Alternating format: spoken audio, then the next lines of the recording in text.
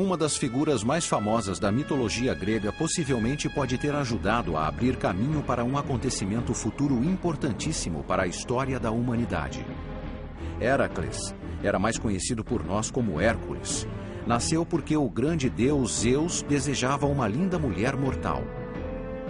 Mas ela era uma esposa fiel.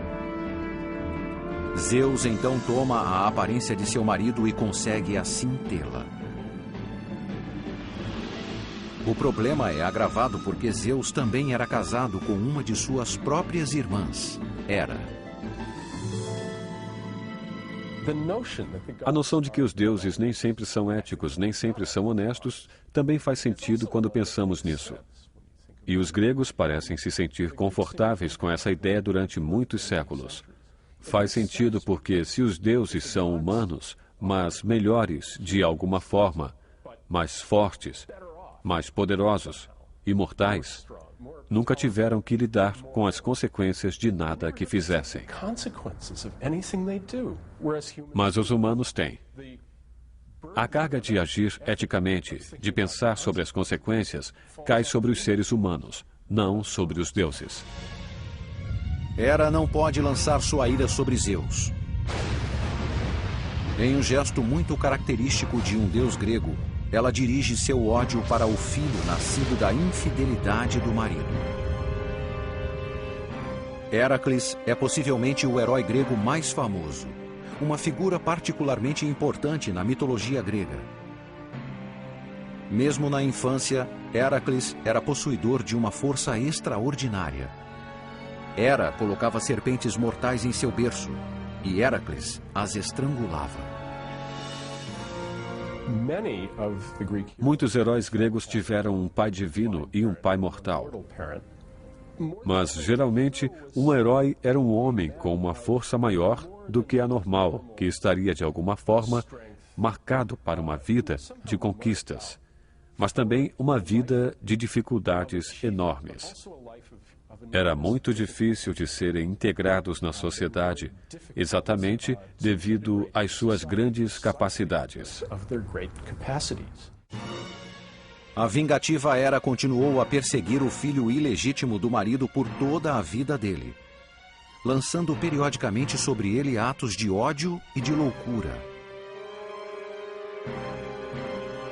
Lamentando profundamente os assassinatos e outros crimes que comete durante esses ataques, Héracles mergulha em grandes tarefas para aliviar seu arrependimento, geralmente matando tiranos e monstros. No final de sua vida, Héracles recebe o dom da imortalidade e é levado por seu pai, Zeus, para viver com ele no Monte Olimpo.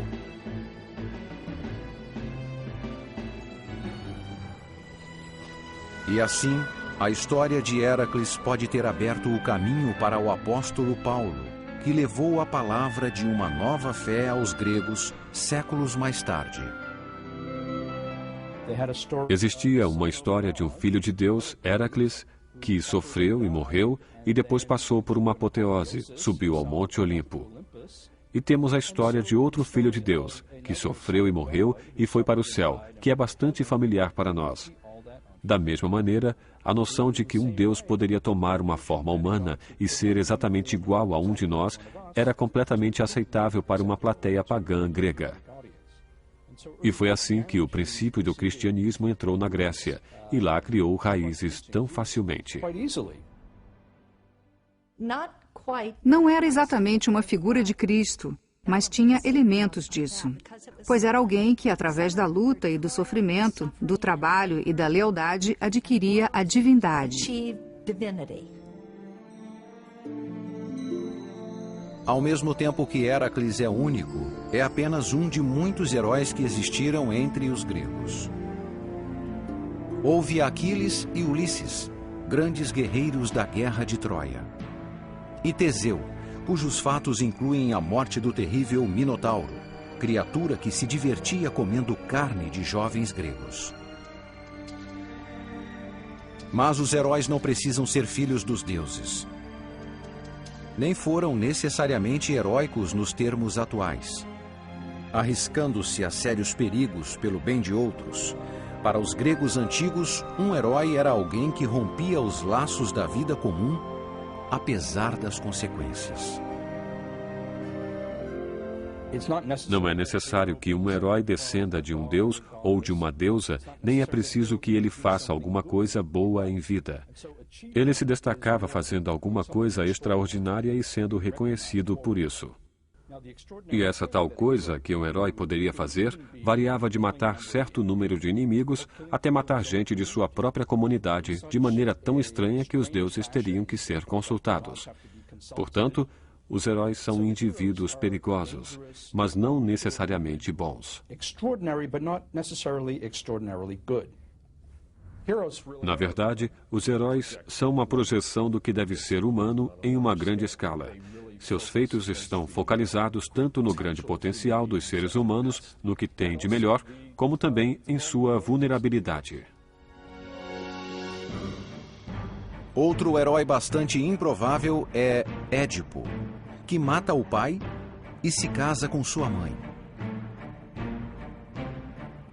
Tendo seguido seu destino terrível, Édipo se cega e busca a redenção. É uma história para todas as épocas, que fala sobre o lado escuro dos sentimentos entre pais e filhos. Penso que definitivamente existe um fio da cultura e da mitologia grega interessado no conflito entre pai e filho. Obviamente, Sigmund Freud, percebeu isso e escolheu a história de Édipo e criou o complexo de Édipo. E imagino que existisse um fio desse conflito geral que os gregos temiam, mas reconheciam como real ao mesmo tempo. A história de Édipo e de seus pais levanta outra questão antiga. A vida dos humanos estaria pré-determinada? Ou os humanos possuem o poder de exercer o livre arbítrio? Édipo é alguém que, sem uma razão explicável, tem em seu destino o fato de que matará o pai e se casará com a mãe. Quando Édipo entendeu que não era o filho do rei de Corinto, como pensou que fosse, diz: "Creio que sou o filho do acaso." E com o acaso quis dizer alguma coisa que não poderia prever. Não existe um plano. No final da peça, tudo o que ele fez estava dentro de um plano. E se ele era mesmo filho do acaso, foi o acaso que fez acontecer seu destino.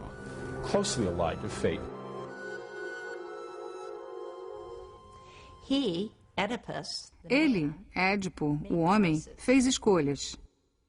Quando soube que mataria seu pai e se casaria com sua mãe, fugiu de casa, pois não sabia que era adotado.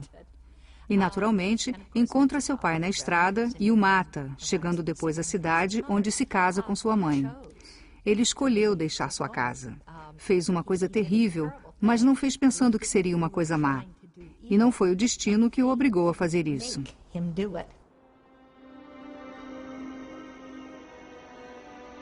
A questão do destino de uma pessoa versus o papel do livre-arbítrio era de tal importância para os gregos antigos que chegaram a personificar o destino sob a forma de 3 deusas. Quando lemos a poesia de Homero, parece que ela vai por 2 caminhos. Por um lado, o destino era um grupo de 3 mulheres, Cloto, Láquesis e Atropos. Seus nomes significavam a fiadeira, a distribuidora e a que não volta atrás.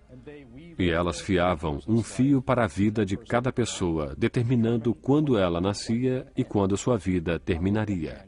Por outro lado, vemos na poesia de Homero que o destino é um poder acima dos deuses que se curvam perante o destino em várias situações. Podemos examinar a história de Édipo e falar sobre o destino. O destino dele era matar o pai e se casar com a mãe? Sim. O que isso significa? Que ele não tinha o livre-arbítrio? Não, não significa isso. Significa só o que aconteceria. Os gregos tinham uma visão complicada de como o mundo funcionava. Por um lado, achavam que os deuses controlavam os atos dos seres humanos ou os afetariam. Mas os homens também podiam controlar seus destinos individuais e atrair vários acontecimentos. Então, temos um relacionamento engraçado entre o que os deuses controlam e o que os homens controlam. E sabem de uma coisa? Eles adoram essa ambiguidade.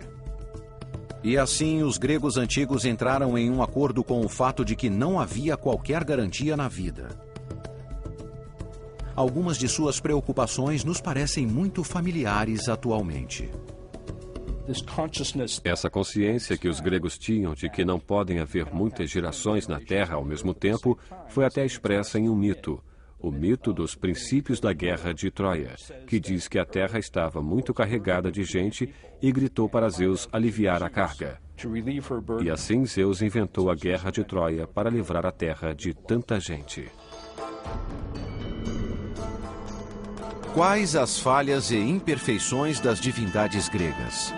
E por que deuses imperfeitos fazem sentido perfeitamente para os gregos antigos?